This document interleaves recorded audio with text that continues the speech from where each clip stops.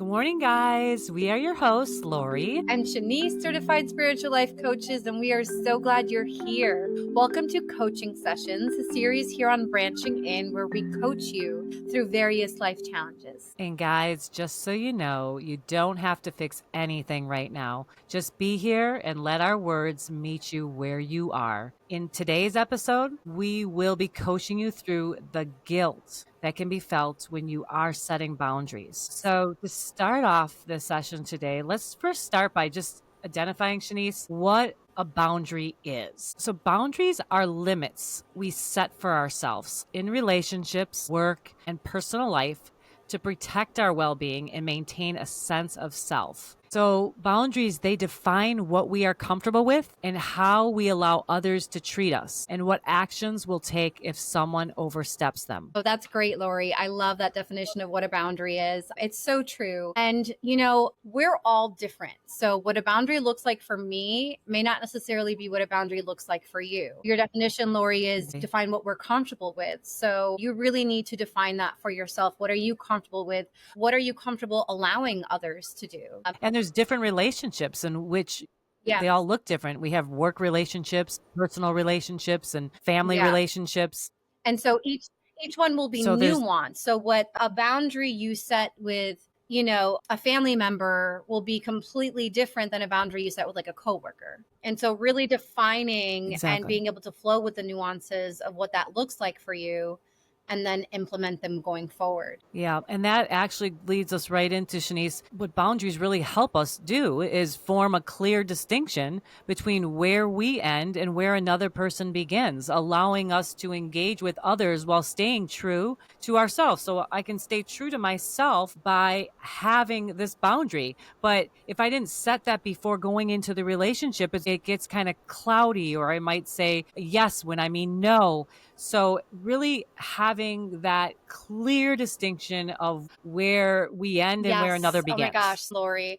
And that's so important, because how can you create a boundary without a sense of self, right? Like, you need that sense of self to be able to figure out what boundaries are right for you. So yes, it's so important to, like you said, understand where you end and another person begins. You need that sense of self to understand what boundaries you need, and also to understand where any guilt might be coming from. The name of this episode is I Want to Set Boundaries But Feel Guilty. When you cultivate that sense of self and start creating boundaries, it's so much easier to then understand where guilt or anything else is coming from. But I also think, Shenisse, what you hit it on the head. If you don't have yourself, you're going to have that guilt. So they kind of work hand in hand. So if you don't have that sense of self, it's almost impossible to remove that guilt. It's like, so which do I start first? It's like having that inner relationship with myself creates this space. I might have a little shadow of guilt, but it's not so overwhelming that I can't set the boundary. And it creates the space to begin unpacking the guilt and figuring out where that's coming from. Where did that started?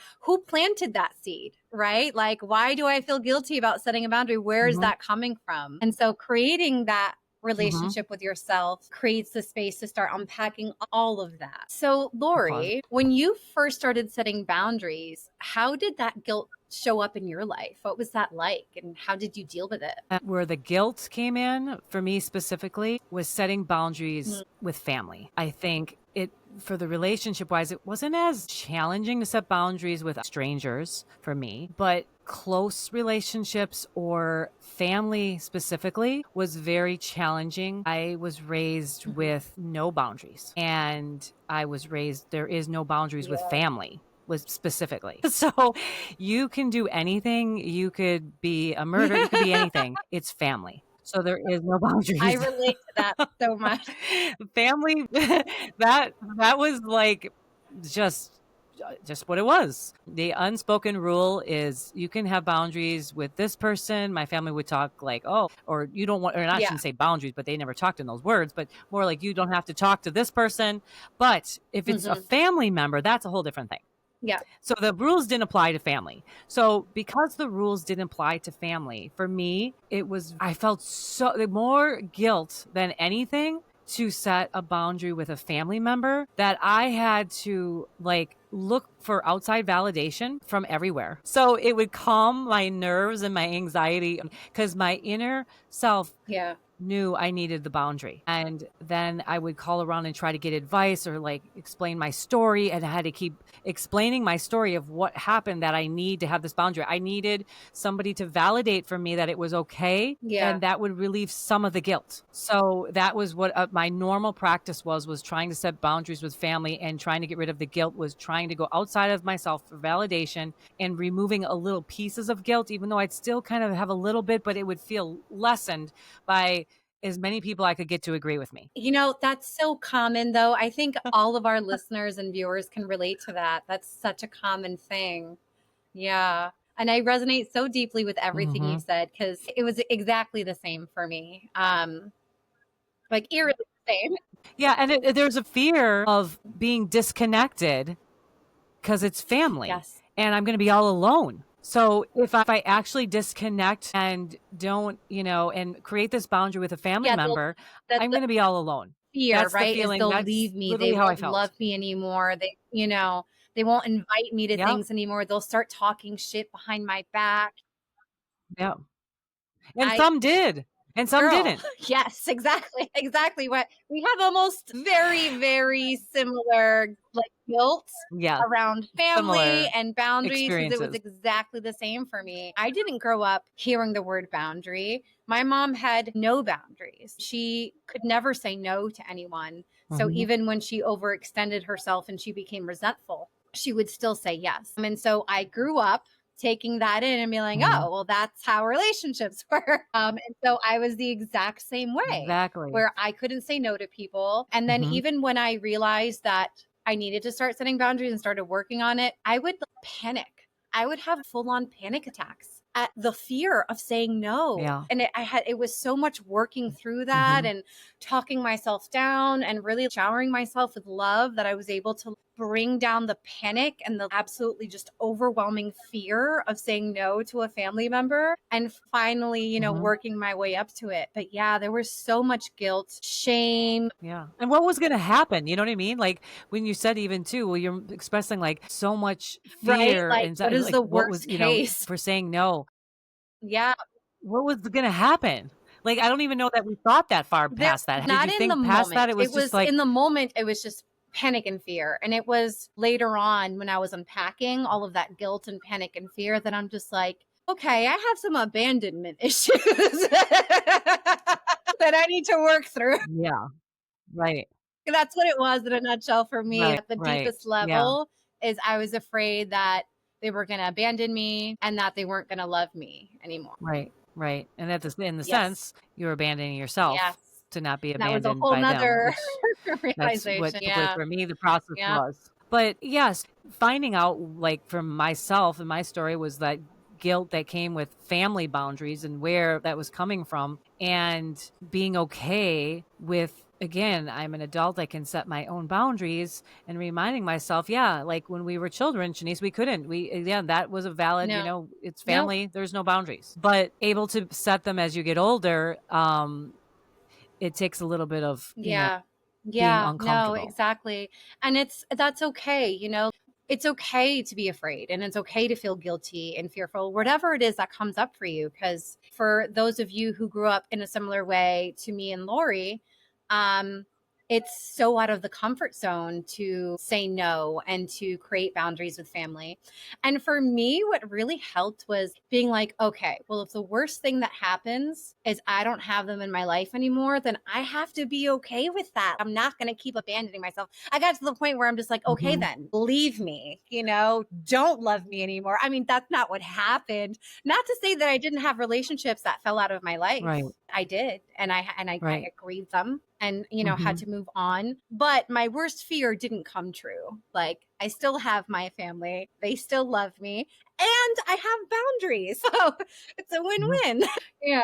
Right, exactly. All right, Shanice. So, how do you set a boundary while Oh, feeling such guilty a at the great same time? question. So I implement the 72-hour rule. So before I go to set a boundary with anyone, and I take time to reflect. So usually in my experience, if I start off with the intention of I want to set a boundary, it's because someone has triggered me, someone's upset me, someone's like, something has happened in my life where I'm just like, I need a boundary here. So I'm not just going to go and implement the boundaries. I feel like that's just setting yourself up for failure. You really need to be introspective first and figure out, what is the boundary? Why is the boundary? And then cool down, working through period. the guilt, as it's coming up. So I implement the 72-hour rule, which is basically you don't implement the boundary or have a conversation with a person if that's what's needed for 72 hours. And so for those 72 hours, I'm sitting down with myself. And the first thing I'm doing is I'm feeling all of my emotions, because without that, we want to blame others, like, oh, you made me feel this way, or it's your fault. And that's not the energy we want to go into when setting a boundary. We want to come at it from a very peaceful and centered place where you can say your piece, you're grounded, and however the other person reacts, that's okay. You're saying your piece, and this is what it is. And so during those 72 hours, I feel my emotions. I validate anything that comes up, especially if I'm feeling triggered. That just made me really think that 72-hour rule is the space to feel and that guilt. It's the space that you can take the time to go, like for me, an example, that 72 hours, I can really see this is family. This is a family boundary I'm setting right now. There's where the guilt is coming from, because we weren't able to set boundaries within our family. Well, of course I'm going to feel guilty. Like validating myself in that 72 hours of why I have the guilt. I couldn't validate that if I didn't take those days, because the experience changes in those 72 hours. Because when you're triggered, you have like a completely different lens on, and you're reactive. Those 72 hours allows you to shift your perspective and really realize, like, okay, I'm taking responsibility for my emotions. And like, if I'm angry, I'm letting myself feel angry. Guilty, I'm letting myself, just really allowing all the emotions, journaling if I need to journal, and just, like you said, validating why it's so normal to be feeling guilty, to be feeling angry based on your past history and your past experiences. That's right. That I have found as well, Shenisse. The most helpful thing with the guilt is taking the time to really normalize it. It's real. There is some guilt involved here that is causing me a little bit of anxiety to create this boundary, but it's not stopping me from it, because I'm able to take the 72 hours, because the guilt might be so overwhelming to me if I didn't take the 72 hours that I might just forget making the boundary altogether. Whether I need the boundary or I don't need a boundary, I can have that time to evaluate. And if I do need the boundary, I won't just not do it, because I took that 72 hours to kind of subside a little bit of that intensity level that I'm feeling with the guilt. Yes. And once you've more priority taken the time to feel your feelings and really just go through that experience, then if you decide, I still need a boundary, I want to implement a boundary here, you take the time to really figure out, what does that look like for you? And play around with it in your head, and even like do different scenarios. Well, maybe the boundary can look like this, or it can look like that. And then pick the one that feels best for you and for the situation. And you can play with it and kind of figure out, like, imagine yourself setting one boundary or setting another boundary, and kind of figure out which boundary feels best for you. And then going from there, and, write it down if you need to. Practice setting it. I mean, I know that sounds silly, but say it out loud a few times and kind of get used to it, and practice doing it in a calm manner. Yeah. And nothing, Shenisse, is set in stone. I mean, that's the other thing. When you hear the word boundary, like it's, it's not a wall, it's a door that can be opened and closed. So I know when I first learned boundaries, that was also part of the guilt for me, that it was forever and it's an end and it's done. Like, you know what I mean? I created this huge boundary. And then I realized it's like, I can open the door when I feel comfortable, and I can close the door when I don't feel comfortable. So I think also for me, to help with the guilt, is coming in with knowing that this is an operable door, but you have a door with a lock, and then you can throw away the key or keep the key. It's up to you. It is a door, it's not a wall. And that is also a game changer for me, or when I'm talking and guiding and coaching others. That's the one thing I think a lot of misconception over the word boundary is that it is a wall. And when, give yourself permission and others that it is a door that can go open or close, it actually is so much easier Yeah. setting the boundary like that. Yes. Yeah, Because I can come and exactly. revisit this later. Exactly. No, it's not set in It's a stone. pause. You can revisit, you can tweak it, you can, whatever it is that you want. This is your Yep. life. These are your boundaries, and you can make them look however you want. So the question you had asked me Yep. is, how do I set a boundary with the guilt? And I told you what to do beforehand. And so during the actual setting of the boundary, just breathe. That's the biggest advice, because for me, when I first started doing this, I was nervous. I would stumble over my words, but that doesn't matter. It's just getting it out, just saying what you need to say, taking the 72 hours beforehand. But in the moment, if it's a boundary that you have to set with a person, make that appointment, sit down, have that conversation, stumble your way through it, however it is, but just, get it out, and it really is that simple. Say what you need to say and then stand by it. If, like you said, if you need to revisit it, you can do that too. Okay, so another great question that's really important to ask yourself, because when you're setting a boundary, usually it's a way to say no, right? And so as a reformed people pleaser who said yes all the time, it's still okay to say yes if you want to, but it's so important to understand where your yes is coming from. And so I want you guys to ask yourselves this question before you say yes. Is my yes coming from a place of genuine willingness and not from obligation, guilt, or fear of what will happen if I don't comply? Mic drop. Yes. What a great question to ask ourselves. Huge difference in Yes. Right? Because how yes my isn't answer always might yes. be. Sometimes we say yes with our mouths, but our bodies are screaming no. Back to that fear of that guilt. And again, think, Shenisse, this is also what during that 72 hours that you just got done talking about, is really exploring where this, if we choose to say yes, where is that coming from? Which place, like you said, is it just genuine? It feels great. You just really, you want to. It's not, there's no obligation to anything. There's no obligation Yeah. to conform to your guilt because you can't handle the guilt. There's no, what's going to happen if you don't comply to this? My God, that's so important to kind of And a go great through that way to be discovery able to process tell, in that because I 72 know for hours. me it was hard. Like, I didn't always know, because I was so used to wanting to please everyone that it was just so hard for me at the beginning to tell if it was a genuine yes or not. And one thing that really helped me was when I Mm-hmm. wanted to genuinely say yes, I was excited. I felt the excitement in my body. I wanted to say yes. I was excited about saying yes to whatever it was. And when I was saying Mm-hmm. yes, even though it wasn't a full body yes, there was a heaviness in my body, especially my chest, for me personally, a heaviness in my chest. And just like this, Mm-hmm. it wasn't expansive. It wasn't this expansive yes. It was more of like okay, see how my shoulders are like, yeah. So paying attention to Yeah. your body and Yeah. like what's going Yeah. on in your body is such a Yeah. great indicator to know if your yes is genuine or not. Mm-hmm. Yeah. Yeah, exactly. That feeling of, we all know what it feels like. Maybe have to kind of Yeah. point out where in your body you feel it. Like you said, yours was your chest. When you are in a situation, like myself is in a situation that I feel obligated, what does that feel like? So I'm aware what that obligation feeling feels like. So when this Exactly. arises, I'll know, oh, that's that obligation feeling. That's that feeling. And that's I not know. coming from the authentic me. I am trying to please, go back to this people pleasing persona versus my authentic me. And there's some fear coming through, some guilt coming through, but just getting that feeling, like you said, where I think I feel it in my shoulders Yes. when it's an Yes. obligation, like I Yeah. feel weighted.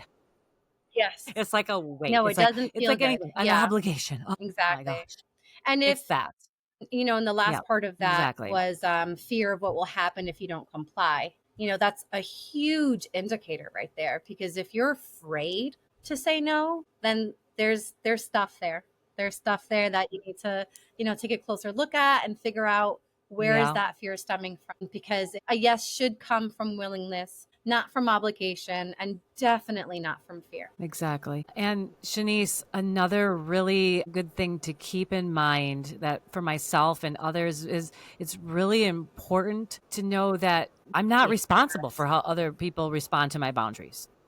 Mhm. And when I got that too, is that's the guilt, back to that. When I remove the responsibility from how somebody responds to my boundaries, because I would feel guilty from what they how they responded, how they Yeah, would feel. Oh my God, they feel bad or they feel sad. Now I feel really bad. There's where that guilt would come from. But if a relationship ends because I set a boundary, it's pretty much a absolutely. sign to me that the foundation was cracked. I mean, it wasn't solid to begin with because anything solid, if I'm going to set a boundary to, which took me a long Yeah. time to really embrace this, Hmm.